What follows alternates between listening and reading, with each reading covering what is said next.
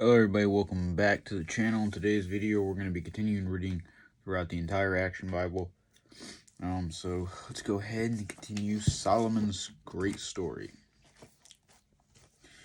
As we saw, Solomon's wisdom be put to the test, as well as some of the other great, useful things that he wrote.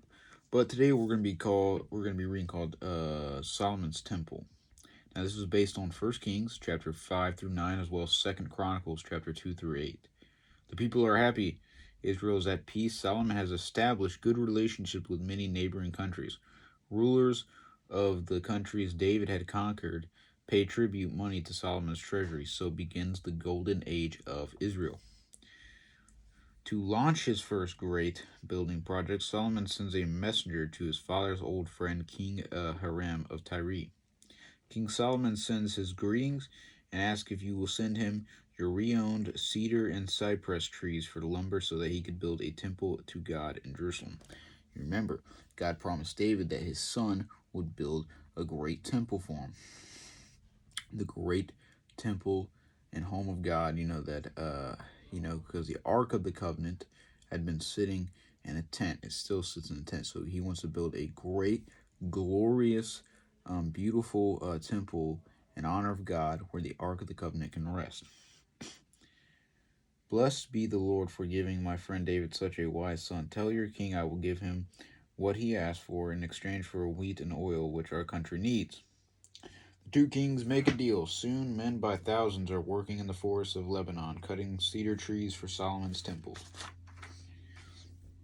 Near Jerusalem, thousands of men toil in great quarrels, chiseling out the huge stone blocks needed for foundation and walls of God's temple. The finest masons work on each piece so that every stone block will fit together perfectly. The cedars of Lebanon, the finest wood known to man, are shipped from Tyre. Some logs are carved into huge pillars, while others are set into place for the roof. Next, bronze is used for the metalwork. Meanwhile, the finest gold craftsmen in the land are working on all the furniture and necessities for the temple. Solomon's wish is to have all of God's temple gleaming with gold.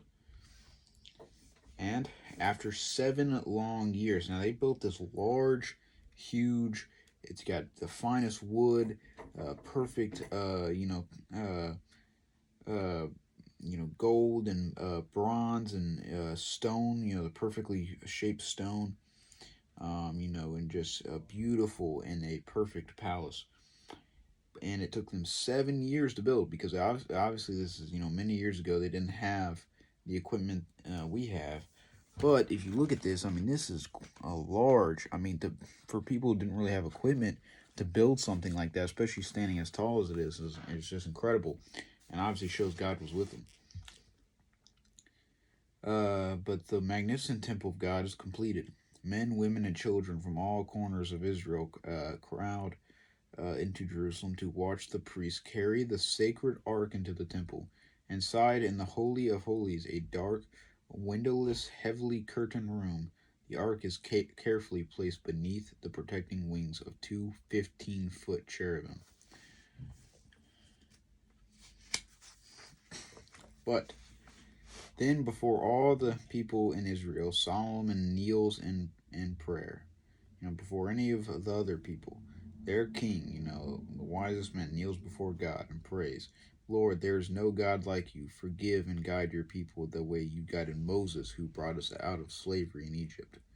But Solomon's building program does not end with the temple. Soon a large palace is under construction.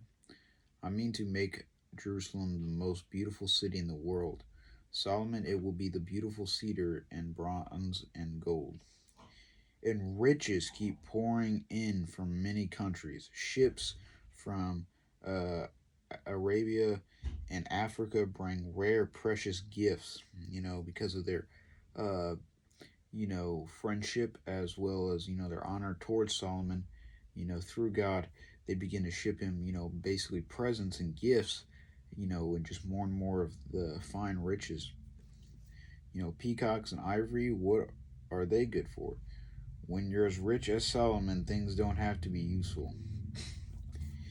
But not everyone in Israel is rich. Outside the city of Jerusalem, people are beginning to complain.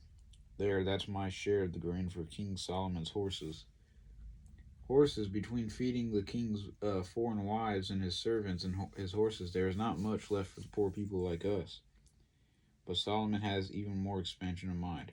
Our caravanas travel north, south, east, and west, but the one we missed was the vital trade route. Where? The sea. I've decided to build a merchant of ships to sell beyond the Red Sea. So, not many places did have ships at this time. But he covered all the land, so he's like, I want to travel across the sea, into the other lands, as well. So he begins to build a fleet of ships.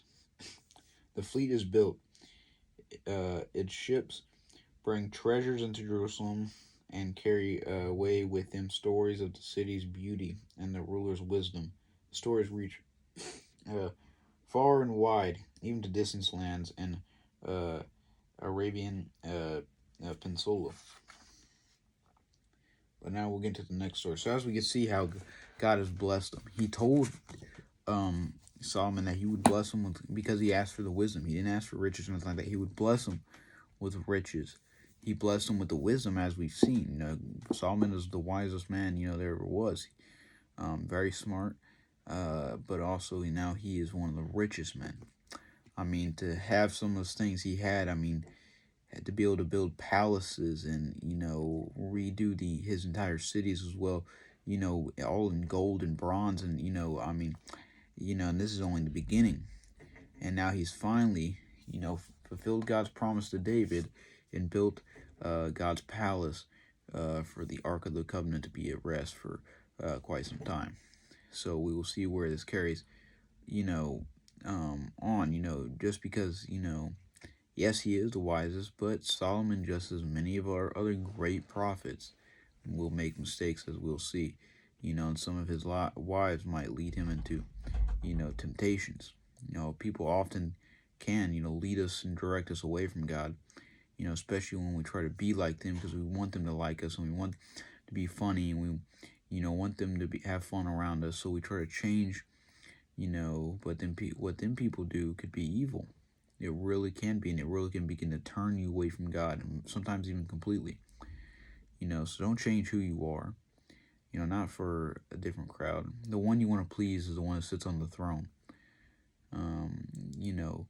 That's where, blessings are going to come, and trust me, they are going to come.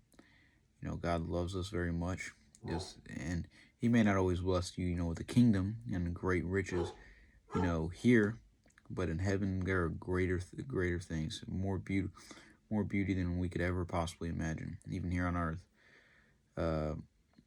But you will still be blessed, not just with things and things like, your family will be blessed. You'll be blessed with health, with peace, with joy, with happiness. No matter how stressful or things should seem, you will always be at peace. That's something God could bring. God bless and take it easy.